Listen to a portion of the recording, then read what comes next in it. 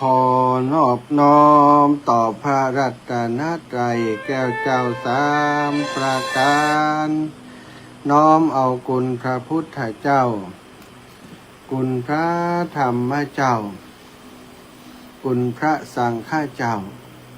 คุณพระอรหันตเจ้าอริยสงฆ์เจ้าจุตนจุองค์ได้เมตตาแผ่ปรมีมาเป็นนวโลกุตรธรรมปกเกลาเกษาปกห่มหักษาครูบาอาจารย์พระมหาเถระพระเถรานุเถระเพื่อนสหธรรมิกสหพรหมจารีทุกรูปทุกองค์ปกห่มหักษาศรัทธาสาธุชนคนดีเท่าแก่อีพ่ออีแม่ทั้งหลายทุกท่านทุกคนที่ติดตามรับฟังรายการสาระธรรมยามค่ำนะวันนี้รายการอาตมาจัดรายการแทนครูบาอาจารย์ท่านอาจารย์พระครูสิริธรรมบัณฑิตซึ่งท่านอาจารย์บาสัมหานบาสบายเสียงไม่มีจัดรายการบ่ได้ในวันนี้เนาะก็มาแทนครูบาอาจารย์นะศรัทธาญาติโยมตอนนี้นะก็ได้ออกอากาศอยู่ที่ จังหวัดลำปางเป็นที่แปลกใจว่าตังเชียงใหม่กาอายังกานั้นอย่างใดจ๊ะดับปิง บัดโทรเข้ามาสักกรรมยังบัดแน่ใจว่าตังเชียงใหม่ไปเกาะสัญญาณไปเชื่อมสัญญาณลิงก์สัญญาณจากลำปางหรือไม่หรือว่าเปิ่นจะจัดรายการฮับรายการจากเชียงใหม่ก็ยังบัดแน่ใจเนาะตะกี้ฟังเสียงแล้วบ่มีเชียงใหม่โทรมาเลยมาแล้วตอนนี้เชียงใหม่ฮับแล้ว แต่เชียงใหม่ขึ้นสีขาวตะกี้นี่มีก่ะตะกี้ไอ้อย่างก็น่ะยายพรเดี๋ยวก่อนยายพรตะกี้ก็มีตะกี้มีอันไผก็แน่อีคิวซังอีคิวซังก็โทรมาจากบ้านโฮงหลับปูนแล้วเนาะยายพรจะโทรมาอย่างเตี้ยไปลึกยายพรบัดโทรจ้ะได้ยินแล้วโลหูแล้วโลบอกแล้วโลว่าเชียงใหม่ออกไปแล้วยายพรนี่ลึกละเดี๋ยวศรัทธาญาติโยมพบปะกันวันนี้เราก็เอาเหมือนเดิมเนอะเพราะว่าก็สัญญาณไปหลายที่หลายแห่งเนาะตังลำปางลำปางถ้าช่วง19 ถึง 20 นาฬิกาที่อาตมาภาพเข้ารายการนั้นก็มักจะปาศรัทธาญาติโยมเปิ่นทำวัดสวดมนต์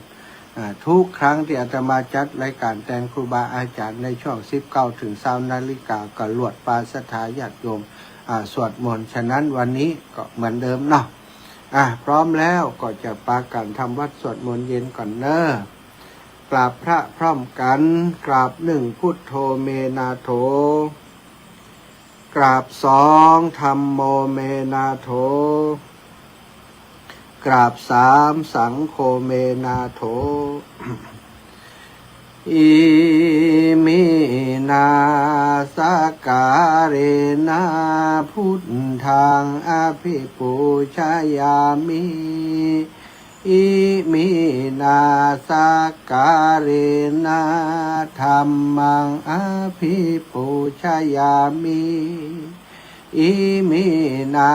สการเรนะสังฆังอภิปูชยามิอระหังสัมมาสัมพุทโธภะคะวาพุทธังภะคะวันตังอภิวาเทมิกราบสวากขาโตภะคะวะตาธัมโมธัมมังนะมัสสามิกราบสุปฏิปันโนภะคะวะโตสาวกสังโฆสังฆังนะมามิกราบนะโมตัสสะภะคะวะโตอะระหะโตสัมมาสัมพุทธัสสะนะโมตัสสะภะคะวะโตอะระหะโตสัมมาสัมพุทธัสสะนะโมตัสสะภะคะวะโตอะระหะโตสัมมาสัมพุทธัสสะ พุทธังสารานังกัจฉามิธัมมังสารานังกัจฉามิสังฆังสารานังกัจฉามิตุติยัมปิพุทธังสารานังกัจฉามิตุติยัมปิธัมมังสารานังกัจฉามิตุติยัมปิสังฆังสารานังกัจฉามิตติยัมปิธัมมังสารานังกัจฉามิตติยัมปิสังฆังสารานังกัจฉามิ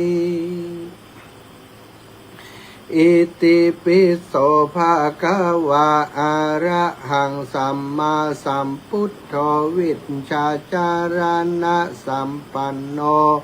สุขาโตโลกาวิทูอนุตตโรปุริสธรรมะ สารทิสัทธาเทวมนุษย์สานังพุทโธภาคาวาติสวากขาโตภาคาวาตาธัมโมสันทิฏฐิโกอากาลิโกเอหิปัสสิโกโอปันนายิโกปัจจตังเวทิตัพโพวินโยหิติสุปฏิปันโนภะคะวะโตสาวกสังโฆอุชุปฏิปันโนภะคะวะโตสาวกสังโฆยายาปฏิปันโนภะคะวะโตสาวกสังโฆสามิจิปฏิปันโนภะคะวะโตสาวกสังโฆญาติทางจัตตาริปุริสายุคานิอัฏฐปุริสาปุคลาเอสะภะคะวะโตสาวกสังโฆอะหุนายโยปะหุนายโยทักขินายโยอัญชลิกะระนิโยอนุตตรังปุญญเขตังโลกัสสติกราบพระพร้อมกันเนอกราบหนึ่งพุทธังวรันตังสิรสานะมามีกราบสองธรรมังวรันตังสิรสานะมามีกราบสามสังฆังวรันตังสิรสานะมามีศรัทธาญาติโยมไหว้พระสวดมนต์กราบพระนบธรรมตัวกันเรียบร้อยก็ขอขอบคุณกับศรัทธาสาธุชนคนดีทุกคนทุกท่านเนอะติดตามรับฟังรายการค่ำนี้แรงนี้เนาะก็หลายท่านหลายคนโดยติดตามใน Facebook ไลฟ์คุณโยมสุนีกองบุญสัญญาณชัดเจนดีเจ้าเชียงใหม่แม่ศรีธรเปรมจิตกราบสาธุเจ้าโยมแม่ฟังอยู่ตังเฟซชัดเจนดีสาธุเจ้า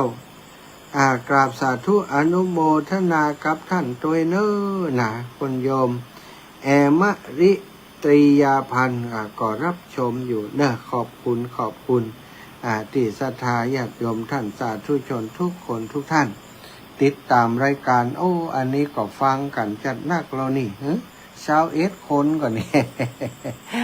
21 คนก่อนนี่ฟังทางวิทยุก็มีฟังทาง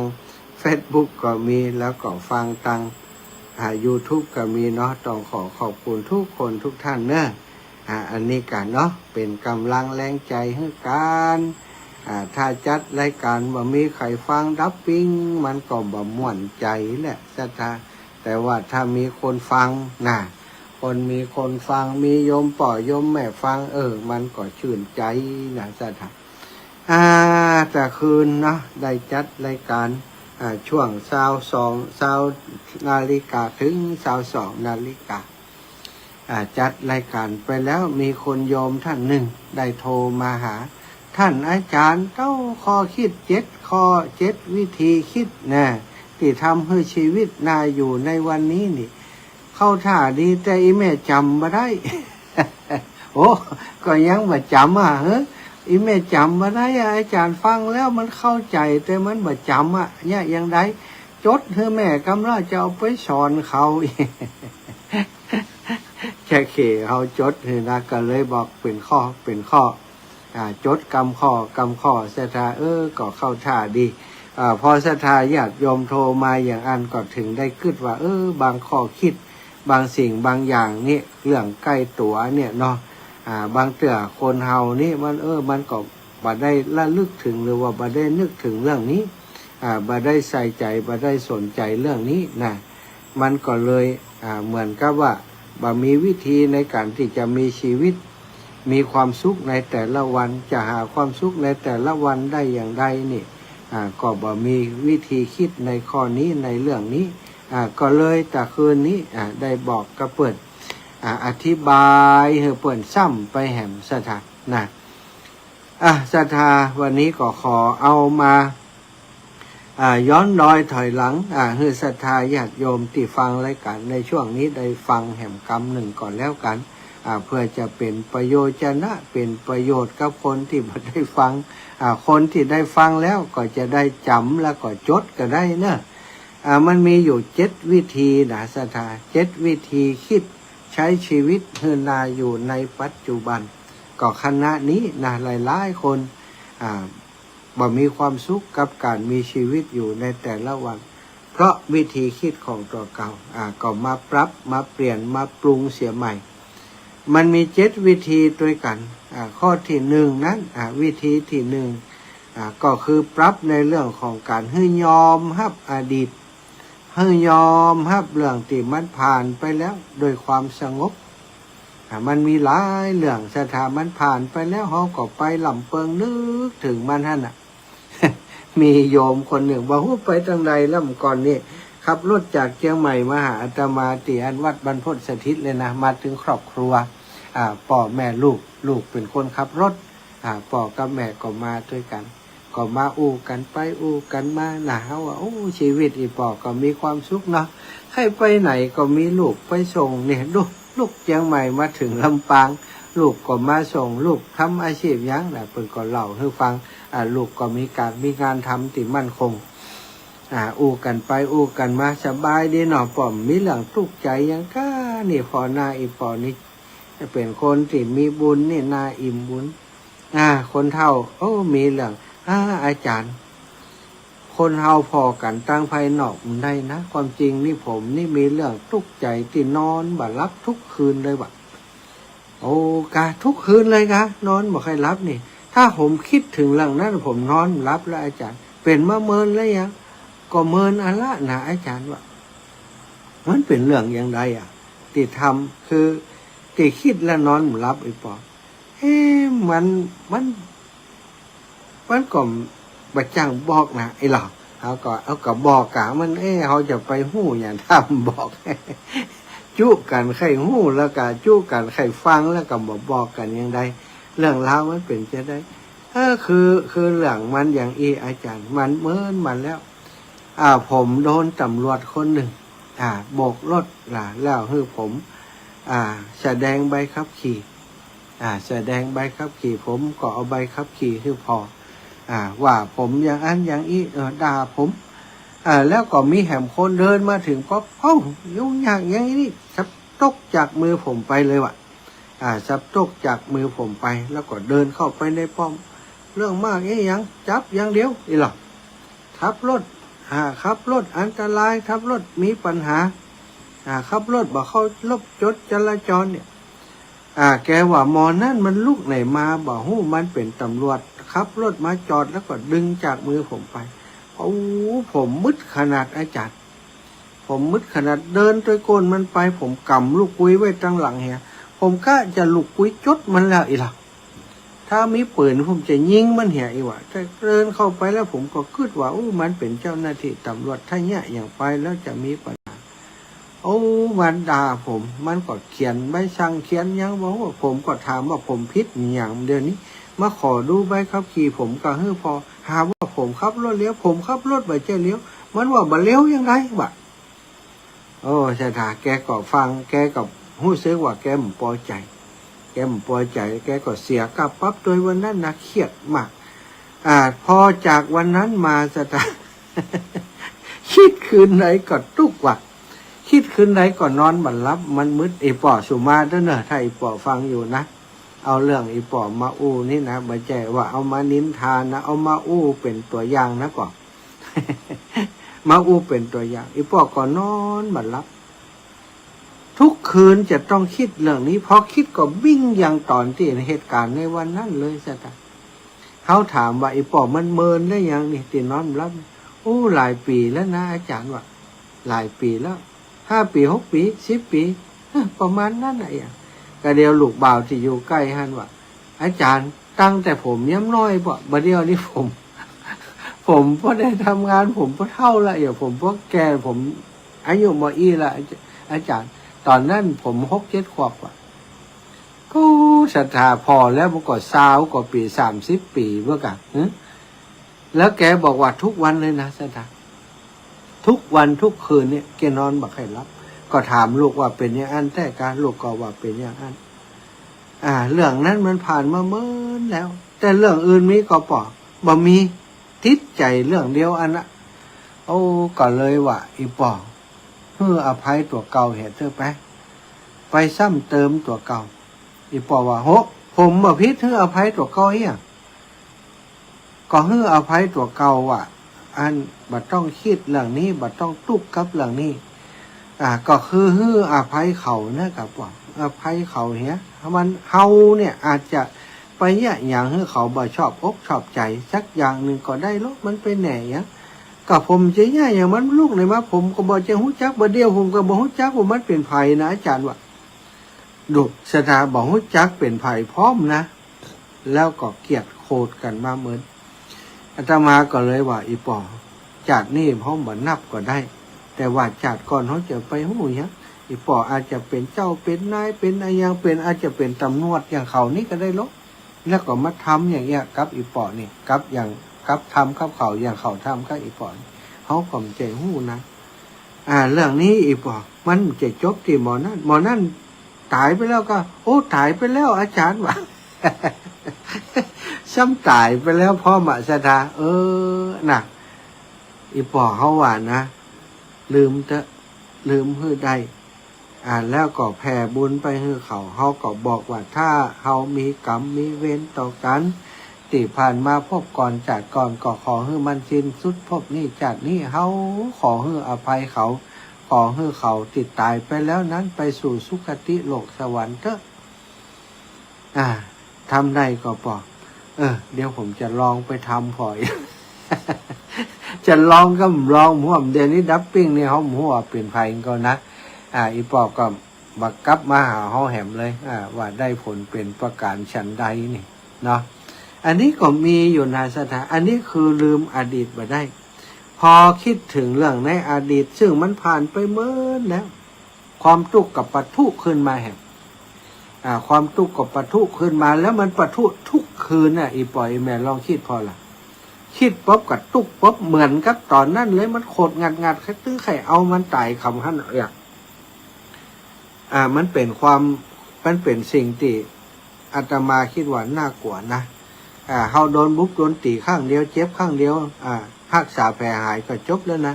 แต่ว่าความทุกข์ที่มันเกิดขึ้นในจิตในใจแล้วก็เขาเก็บมันไว้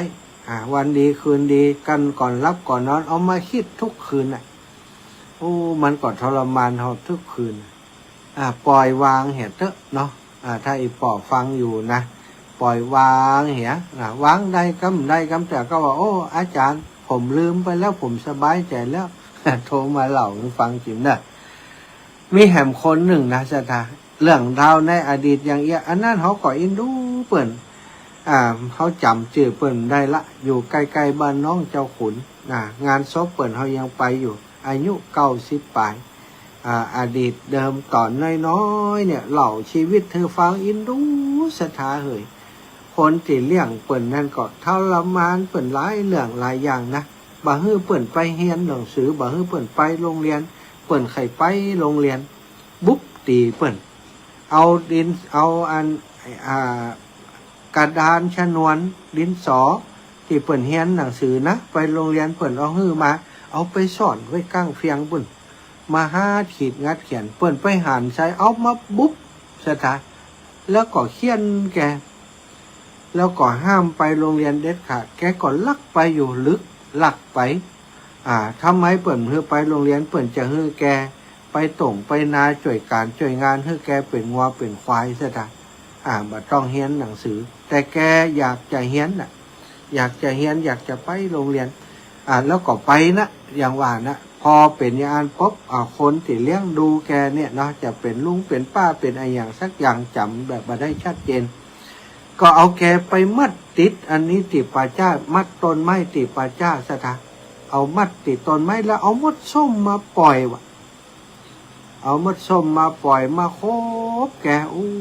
ให้ทุรนทุรายให้จนพอมดเสียงเนี่ยแกว่าแล้วก็พอดีว่ามีคนมาปะใส่ซะท่าถ้ามีคนมาปะใส่ดิมดีถ้าจะตายหิวคำฮั่นแกกึดแกว่าแกถ้าน่าจะตายคำฮั่นพอดีมีคนมาปะใส่เปิ่นมาแกะสถายปล่อยแม่ความทรงจำในเรื่องที่ถูกทำร้าย ทุกครั้งที่อาตมาไปแอวหาแม่ย่ามอนจะอู้เรื่องนี้ให้ฟังอู้เรื่องนี้ให้ฟังแล้วแกอู้แกก็น้ำตาไหลทุกครั้งเลยนะแกก็อู้ให้ฟังแล้วก็ว่าอู้เรื่องดีๆมีตั้งมากมายตั้งหลายเรื่องหลายอย่างอีแม่มีลูกก็ดูแลอย่างดีลูกแกคนหนึ่งยอมบัดทำการทำงานบัดมีสามีลูกขายของขายอย่างเลี้ยงดูแม่อยู่กับแม่จนต่อมาแม่ก็เสียชีวิตอยู่กับแกณสถานแกก็บ่ลืมเรื่องเก่านี่เอามาเล่าก็ทุกข์ใจกัดอกถามว่าแม่เรื่องจำเรื่องนี้นี่เฮาฟังแม่เล่าเมื่อใดก็เหมือนเก่าจำได้แม่นขนาดกะมันอยู่ติดตาเนี่ยอาจารย์มันติดตาแม่เนี่ยมันลืมบ่ได้มันเจ็บปวดมันบอกบ่ถูกอาจารย์เขาก็เลยว่าอย่ามอนมันเป็นกรรมที่เฮาเนี่ยเขาบอกว่าเฮาเนี่ยจัดก่อนจัดใดมันต้องไปทำเปิ่นอย่างเงี้ยอย่ามอนแม่มจริงเนี่ยอย่างไผ่หรอเขาบ่ใช่เขาจะว่าจัดนี่หรอจัดก้อนมาเนี่ยแม่ลองขึ้นพอจินตนาการพอถ้าเฮาเนี่ยเขายังนี่เจ็บใจก็คนที่โดนเนี่ยนี่เจ็บใจก็จะแค้นก็จะแจ้งก็จะเนี่ยอย่างบอกจะแก้แค้นก็ถ้าสมมุติอย่างเงี้ยแม่อยากแก้แค้นก็แม่ก็ขึ้นนะแม่อยากจะแก้แค้นเขาเกิดมาจัดได้ถ้ามันได้ปะได้พบกันแม่ขอเนี่ยมันอย่างอันอาตมาก็เลยว่าเนี่ยแม่เฮาความแค้นความอย่างเวรเป็นว่าระงับโดยการบัดจองเวรจะระงับไปได้โดยการที่ให้อภัยซึ่งกันและกันถ้าวันนี้แม่ยังบ่ให้อภัยตัวเก่ายังบ่ลืมเรื่องมูนี้แม่ก็จะทุกข์อย่างเงี้ยคิดถึงอดีตก็ทุกข์คิดถึงอดีตก็เจ็บปวดแล้วมันอย่างใดก็แม่ลืมได้เขาก็ว่าก็หู้จะว่าอย่างใดเนาะลืมได้ก็เป็นกรรมของเขาแต่ถ้าแม่ลืมได้แม่ปล่อยวางได้แม่ก็จะมีความสุขแต่ถ้าลืมมันได้มันก็จะทุกข์อย่างเงี้ยอันนี้คือการยิบเอาอดีตสถามาทำร้ายตัวเก่าของเขาเอาความทุกข์มาทับถมตัวเก่าเอาเรื่องเล่าในอดีตเนี่ยมาคิดทีไรก็ทุกทีก็เจ็บปวดทุกทีฉะนั้นเปิ่นบอกว่าเรื่องของอดีตให้มันจบที่อดีตท่านเห็นยอมรับด้วยความสงบเจ็บปวดจะใดก็จังก็ยอมรับกับมันบ่ต้องไปคิดถึงมันแหมละนะถ้าคิดถึงมันก็ทุกข์แหมเพราะเอาเนี่ยอย่างไรบ่คือมันทุกข์ก็คือบ่คิดถึงมันมีเรื่องต่างๆมากมายที่จะต้องทำในวันนี้ที่จะต้องคิดในวันนี้ก็คิดเรื่องนั้นทำเรื่องนั้นอย่าไปเอาเรื่องอดีตมาคิดเนี่ยถ้าบ่คิดก็บ่ทุกข์ถ้าคิดเมื่อไรมันก็ทุกข์เมื่อนั้นถ้าเขาต้องการความทุกข์ก็คิดไปแหละเนาะมันก็ทุกข์คิดไปก็ทุกข์เมื่อนั้นนะสถาอันนี้คือข้อที่หนึ่งนะข้อที่สองนี่อันนี้สำคัญนะสถาเฮามีหูเอาไว้เพื่อจะฟังสิ่งดีๆเฮามีปากเอาไว้เพื่อจะพูดสิ่งดีๆเฮาอยากจะได้ยินแต่สิ่งดีๆแต่ว่าบางคนมีเพื่อจะฟังเรื่องที่คนนั่นคนนี้ว่าเฮาคนนั่นคนนี้คิดอย่างใดกับเฮาชอบจะไปหู้เกี่ยวกับเรื่องมูนี้สถานเพื่อนบอกว่าถ้าเฮาจะมีความทุกข์กับชีวิตในปัจจุบันใครจะคิดจะใดกับเฮาก็จางมันเนี่ยมันคิดก็เป็นเรื่องของมันก็ทุกข์คนเดียวมันเนี่ยสถานเฮาไม่ได้คิดโดยมันเฮาก็บ่ต้องไปทุกข์โดยมันใครคิดอย่างใดก็ความคิดนั่นก็เกิดกับเขาบ่เกี่ยวกับเฮาเป็นเรื่องของเขาไม่ใช่เรื่องของเฮามันคิดบ่ดีกับเฮาความบ่ดีจิตลิษยาถ้าคิดบ่ดีกับคนอื่นมันก็เป็นสิ่งที่จะเป็นบาปกรรมติดตัวติดใจของเขาซะท่ะเฮาบ่คิดกับเขาบ่สนใจกับเขาบ่คิดด้วยบ่ฟังด้วยบ่สนใจบ่ใส่ใจที่จะรับพูดด้วยมันจะใครคิดอย่างใดก็คิดไปมันใครว่าอย่างใดก็ว่าไปคนเฮาบ่ได้ดีเพราะความคิดของคนอื่นบ่ได้ดีเพราะคำด่าของคนอื่นหรือว่าคนนี้ว่าเฮาบ่ดีบ่ได้หมายความว่าเฮาบ่ดีเพราะกรรมอู้ของเขาลุกซะท่ะเฮาบ่ดีก็อยู่ที่ตัวเฮาถ้าทำบ่ดีมันก็บ่ดีถ้าเฮาทำดีมันจะว่าบ่ดีมันก็เป็นความดีของเฮาอยู่ดีนะ เขาจะว่าอย่างใดจะคิดอย่างใดกับเขาเป็นเรื่องของเขาไม่ใช่เรื่องของเขาเรื่องของเขาคืออยู่ให้มีความสุขบ่คิดถึงเรื่องว่าคนนี้จะคิดอย่างใดกับเขาเนาะอันนี้2 ข้อไปแล้ว1ยอมรับอดีตอย่างสงบปล่อยมันจบที่อดีตข้อที่2ใครจะคิดจะใดกับเขาเป็นเรื่องของเขาเขาบ่สนใจไม่ใช่เรื่องของเขาเนาะถึงมันจะคิดเรื่องของเขาก็จังแต่มันเรื่องของเขาคิดพุ่นเขาไม่จะคิดเนาะข้อที่3เวลารักษาได้ทุกอย่างอันนี้สำคัญบางทีอย่างที่อาตมาว่าตะคืนนะโอ้เจ็บปวดเรื่องนี้เขาอยู่บ่ได้ทรมานเหลือเกินเขาบ่อยากจากกันทำไมจะต้องพลัดพรากจากกั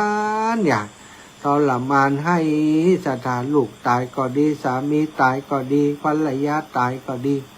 บางคนนี่เป็นโรคซึมเศร้าไปเลยอยากจะตายตัวกันไป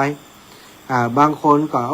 ตอนแรกนี้ก็เกือบจะเอาชีวิตบรอดเหมือนเข้าเดือน2 เดือนปี2 ปีก็ลืมเรื่องนั้นไปได้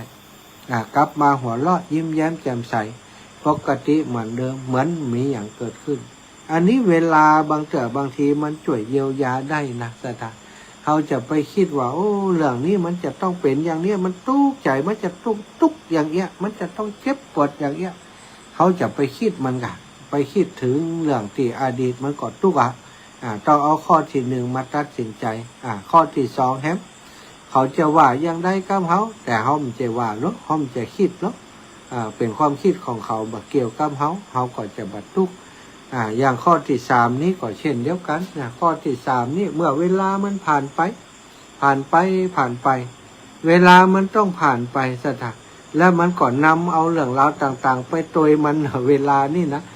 เมื่อมันผ่านไปเรื่องต่างๆที่เคยชัดเจนเคยโกรธเคยเกลียดมันก็บรรเทาเบาบางไปเนี่ยสถานมันก็หายไป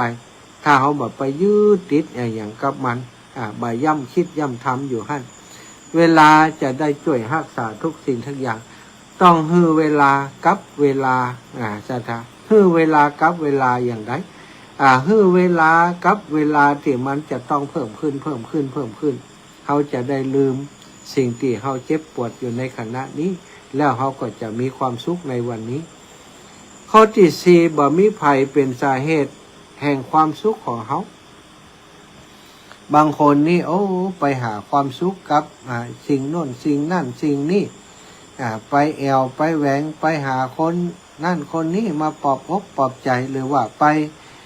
อย่างก็แล้วแต่ที่ทำให้ตัวเองมีความสุขเพราะคิดว่าสิ่งเหล่านั้นทำให้ตัวเองมีความสุข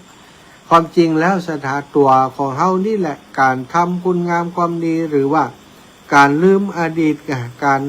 ที่บ่ใส่ใจบ่สนใจบ่แค่คำคนอื่นการที่ปล่อยให้เวลารักษาความทุกข์ของตัวเฮาได้อันนี้คือสิ่งที่จะทำให้เฮามีความสุขบ่ใจว่าคนอื่นจะมาให้ความสุขแก่เฮาพระสงฆ์องค์สังฆเจ้าก็ดีหรือว่าไผก็ตามนะจะเป็นสามีภรรยาลูกเต้าเฮาจะไปหวังว่าคนนี้จะให้ความสุขกับเฮาตลอดเวลาได้เป็นไปบ่ได้แม้กระทั่งเฮาหากันเพียงใดก็จังเถอะวันหนึ่งก็ต้องพลัดพรากจากกันตายจากกันไปต้องจากกันไปนะถ้าเฮาทำความเข้าใจในข้อนี้ได้ความทุกข์มันก็บ่เกินง่ายความทุกข์ก็บ่มาเบียดเบียนเฮาศรัทธาญาติโยมนอกจากจะฮื้อเวลากับสิ่งที่มันเป็นความทุกข์แล้วก็ยังต้องเฮาก็จะต้อง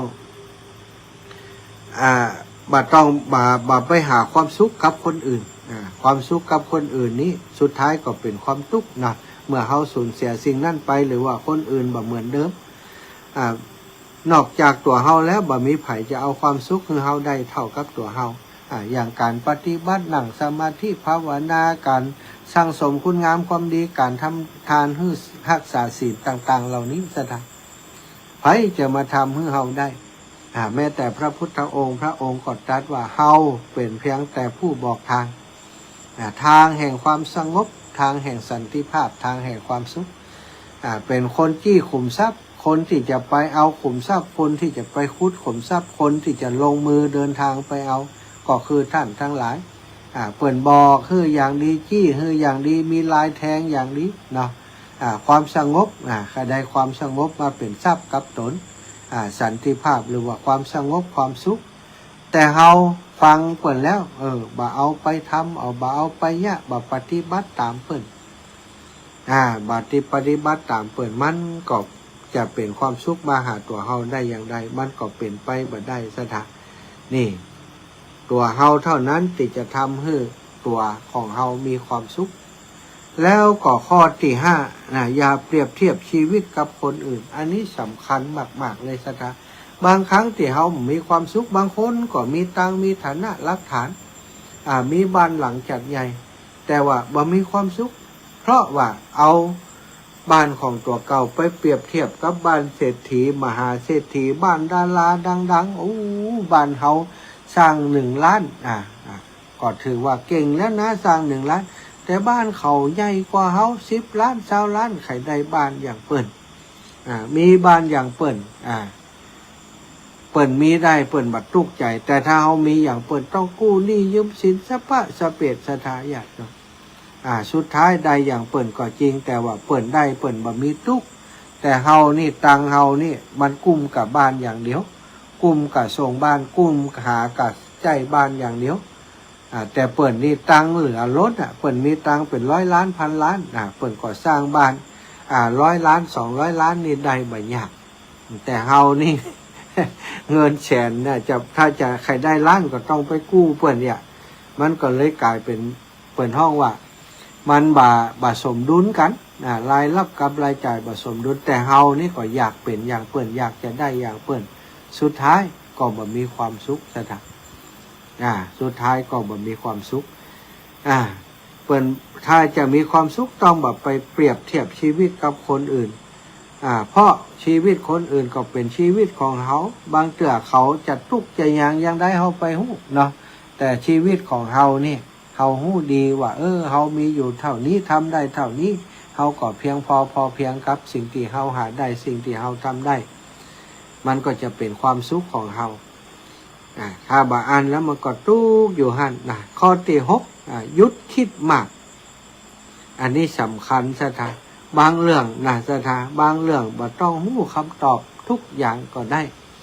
บ่ต้องฮู้ทุกเรื่องก็ได้ในโลกนี้เพราะว่าบางเรื่องมันเป็นประโยชน์กับเฮา บางเรื่องฮู้แล้วมันก็ยังว่าฮู้แล้วมันก็เจ็บปวดฮู้แล้วมันก็สบายใจก็บ่ต้องไปฮู้มันบ่ต้องไปฮู้กับมันทุกเรื่องฮู้ว่าเฮาจะหากินอย่างใดจะทำอย่างใดมีความสุขบ่เบียดเบียนตนบ่เบียดเบียนผู้อื่นเต่าอีก็พอฮู้ในการดูแลตัวเองเท่านี้ก็พอบ่ต้องไปฮู้มันทุกเรื่องบ่ต้องไปเอาคำตอบในทุกเรื่อง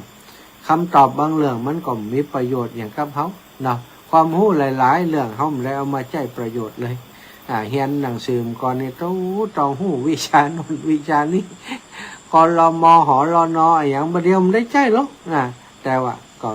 ก็ต้องฮู้อีหล่ะตอนเรียนเพิ่นบังคับซะ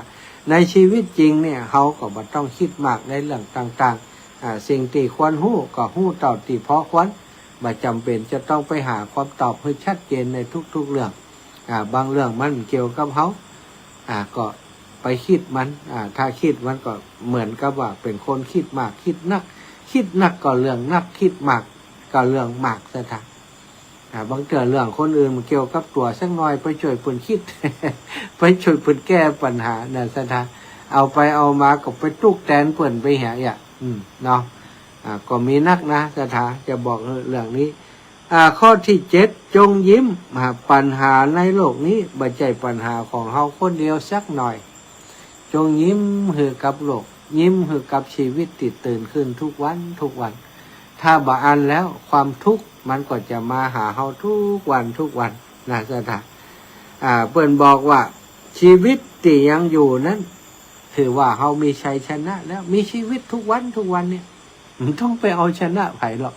ถ้ามีชีวิตตื่นขึ้นมาทุกวันยังได้หายใจอยู่ยังได้ฟังเพิ่นว่ายังดังสาบอยู่เนาะดังสาบอยู่คือได้กินอย่างก็หู้รสหู้ชาติสาบได้อยู่ กินล้ำดังสาบอยู่นี่ก็ถือว่าเป็นเรื่องที่ดีละได้ชัยชนะและประสบความสำเร็จแล้วก็หาเงินได้ก็แค่ มันเป็นเรื่องที่ต้องมาใช้จ่ายดูแลตัวเองจะไปคิดว่าจะต้องได้นักกว่านี้ได้นักกว่านี้ได้นักกว่านี้นะสดาเอาหมอกพอดีบ่ต้องทุกเปิ่นทุกตัวแฮมยังก็คือยศศักดิ์ตำแหน่งเป็นเรื่องที่เกิดขึ้นชั่วคราวมาได้อยู่ถาวรจะไปติดยศติดศักดิ์บางคนนี่เคยเป็นผอเคยเป็นคนใหญ่คนโต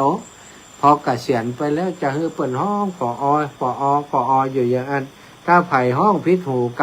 ำมีคำว่าผอห้องอาจารย์บ่ได้ก็ห้องยังบ่ได้ก็เกียรติเปิ่นก็มีนะอันนี้เปิ่นว่าหลงกับยศกับตำแหน่งกับหัวโขนจะไปหลงมันยศถาบรรดาศักดิ์ตำแหน่งต่างๆเป็นเรื่องชั่วคราวไม่ใช่เรื่องถาวรสถานแล้วก็สุขภาพที่แข็งแรงนั้นคือความสุขแท้จริงของการดำรงชีวิตอันนี้สำคัญมากสถานคนเฮาบางคนบางครั้งบางทีเนี่ยไปแสวงหาความสุขใครได้ความสุขอย่างโน้นอย่างนี้ความสุขบางอย่างแหลกมาโดยสุขภาพที่เสียไปพอสุขภาพที่เสียไปมีโรคภัยไข้เจ็บเกิดขึ้นถึงจะมาดูแลตัวเองดูแลสุขภาพที่ดีนั่นแหละเป็นพรอันประเสริฐเป็นสิ่งที่ประเสริฐที่สุดในชีวิตของคนทั้งหลายอาโลคยาปรมาลาภาความบ่มีโรคเป็นลาภอันประเสริฐสถานะเอาละสถาวันนี้อูจากันมาเป็นเวลา40กว่านาทีนะปั่นเวลาคือสถาโทรลู่กันโทรสักหน่อย19:46 นาที08084417308844173173เนอะฝากศรัทธาญาติโยมกระเดียวท่านอาจารย์พระมหานพดลสุวรรณเมธี20:00 นถึง22:00 นท่านอาจารย์จะออกอากาศเนอะท่านอาจารย์พระมหานพดลสุวรรณเมธีต่อจากนี้ถวายความเคารพครับหลวงตาความอาจารย์แล้วชื่นใจกระท่านผมด้วยสาธุผมน้ำตาจริงนะอาจารย์กับเด็กจนโตจ้าหลวงตามีแม่ก็ไม่ได้เลี้ยงแม่อยู่กับน้องสาวคนเล็กเขาตาก็มีลูกผู้หญิง3 คนตาจากทางบ้านภาคกลางเขาเล็กตาพ่อแม่จ้าพ่อกระปูตาเลยไม่ได้เลี้ยงบ้านไม่เคยให้ตังแม่เลยเกิดมาชีวิตผมเผลอรักของแม่นะแม่ใส่ไว้ในโกรธสมัยก่อนก็มีโกรธโกรธกระดูกกันนะไปรวมมาปีตัง5 ตัง 10ไม่มีเหรียญบาทแบบนี้หรอกรักแกหมดเรื่องเลยอาจารย์แต่กระบวนเรียนมาก็ไม่เคยส่งให้แกแม่สักบาททำตอนนี้ทำได้ไหมแม่ยังอยู่ไหมไปนานแล้วฮะประมาณสัก10 ปีแล้วมั้งทำบุญให้ท่านลูกได้บวชเป็นพระแม่ก็สบายแล้วหลวงตายิ่งกว่าไม่มีอะไรเด็กก็มีแค่นี้แหละชีวิตเนาะคงไปอาจารย์จ้าตาจะพูดดีนะขอบคุณหลวงตาครับคุณยอดมากเลยแหละครับผมขอบคุณมากครับครับผมแม่เพนนะลำพูนโทรมาใหม่ตะกี้ห้ามไม่ทันอันนี้จากทางใดบ้านไร่ศิลาทองแม่สมบูรณ์เจริญพรแม่สมบูรณ์ไอ้สาธุลูกกระเตียนควงเลยลูกอันนี้ก็ทำห่อนเห็นไหมทำกันได้กันนึกหมดยังลูกมาแปลงบดแปลงห่มก็น้อยแปลงห่มตัวอย่าคิดมากคิดมากคิดหนักมีความสุขอย่าคิดมากคิดเป็นของลูกเนี่ยอย่าคิดเผื่อคนอื่นนะเดี๋ยวมันจะตุกโดยคนอื่นเนาะขอบคุณนะแม่เนอะจ้าไว้สายตัวลูกเจริญพรแม่เพ็ญเจ้าไว้สายเจ้าวันนี้ไปตังใดมาตังใดนี่ไว้คู่กันนะกะเดี๋ยวไปเนาะแต่งไฟด้วยเนาะเอาไว้สายเจ้าแต่งไฟสว่างจ่าใส่ธรรมะสว่างจ่ายได้แต่งไฟสว่างจ่ายได้แต่งทำเจ้าไม่เห็นยังสู้แต่นะขนาดข้างเดียวนะค่ะนะน่ะเนี่ยคนสู้แต่น่ะชีวิตของเขาต้องสู้คนเดียวเขานะแม่เนาะจังหวะคืดอะไรเงี้ยเจ้าแม่อันนั้นเพลงจะไว้ไฟห้องเพลงจะไว้ไฟจังร้องเพลงอย่างกูจ้ะห้องเพลงแล้วโมได้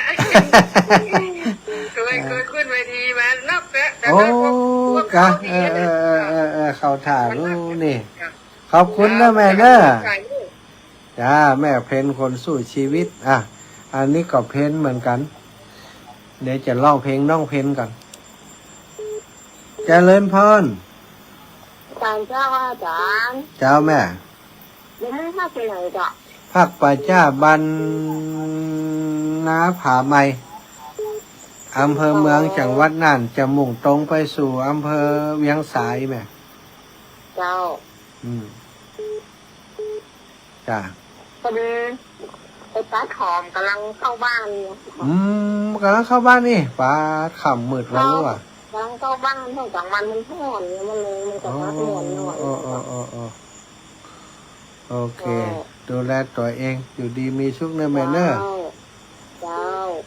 ขอบคุณหลายๆโทรมา อาจารย์นะพ่ออาจารย์ เจ้าอยู่ดีมีสุขอยู่ดีมีสุขจ้ะ เจ้า จะเลินพรนี่ตั้งใดจะเลยอู้เลยแม่ เจ้าวันศาสตร์เจ้าวันที่เขาถ่ายดีนอที่อู้มาบรรยายมานี่นะ โอ้เข้าท่าดีกะเขาถ่ายดีกะแม่ถึงสอบจะแส่นะกระทรงกับชีวิตเหมือนกันเนาะ ตรงกับชีวิตพอดีหลังเจ้าตรงกับชีวิตแม่ก็พานมาจะฟังเหมือนกันละ เนาะอดีตต้องลืมคือใดเนาะแม่เนาะถ้าบ่ลืมอดีตเก็บมักกอมไว้หันกับทุกติ๊กนะเนาะ เจ้าต้องใจความอดทนเนาะ เจ้า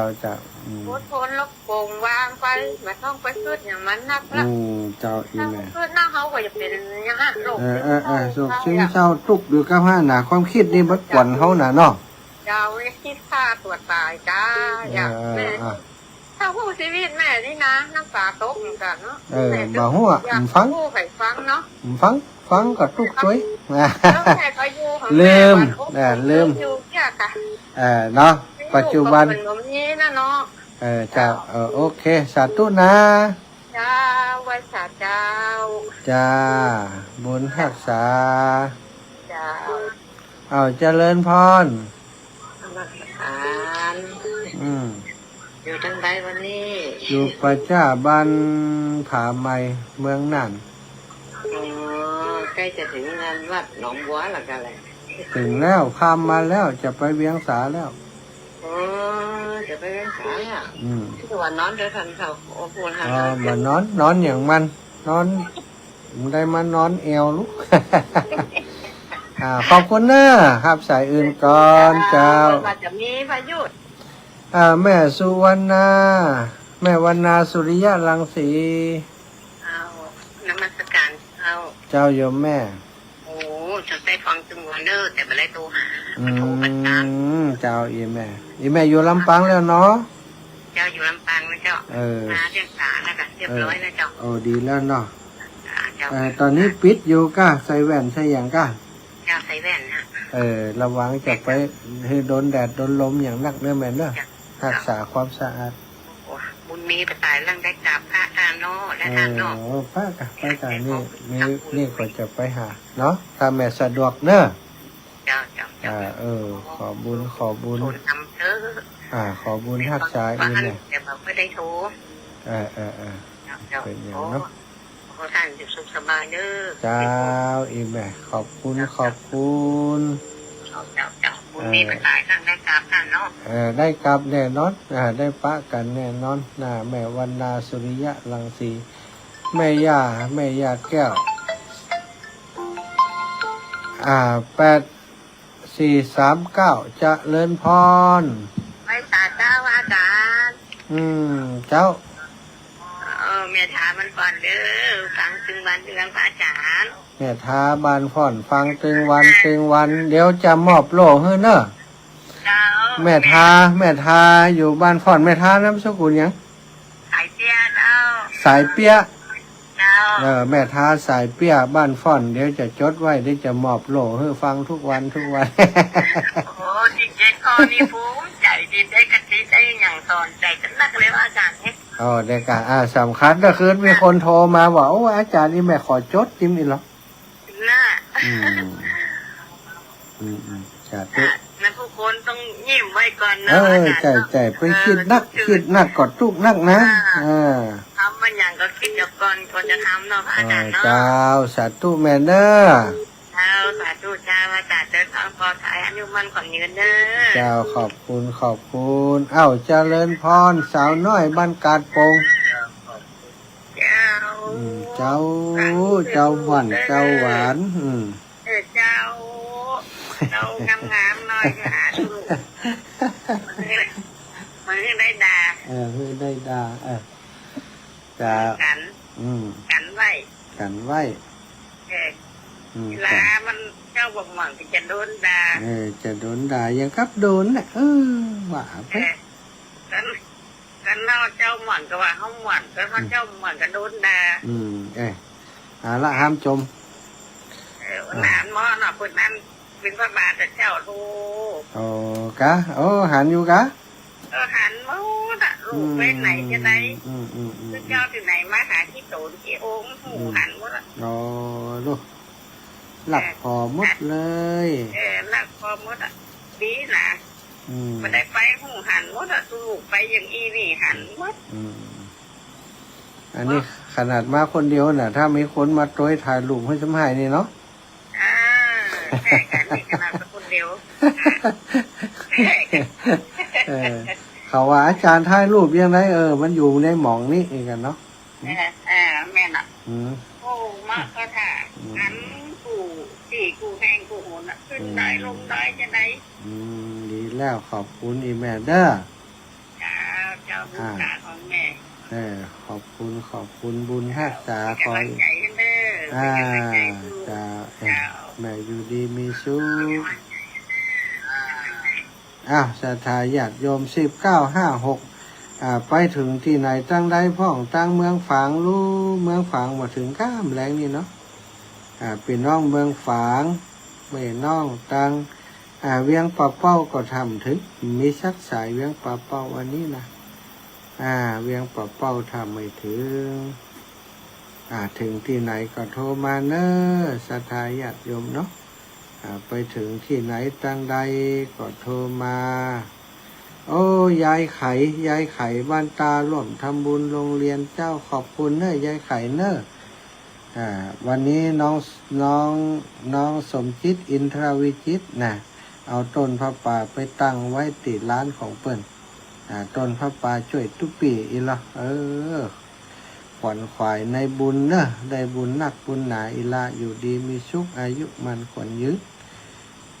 เอาละศรัทธาญาติโยมพอเวลาแล้ว19:57 นาฬิกาเดี๋ยวเตรียมตัว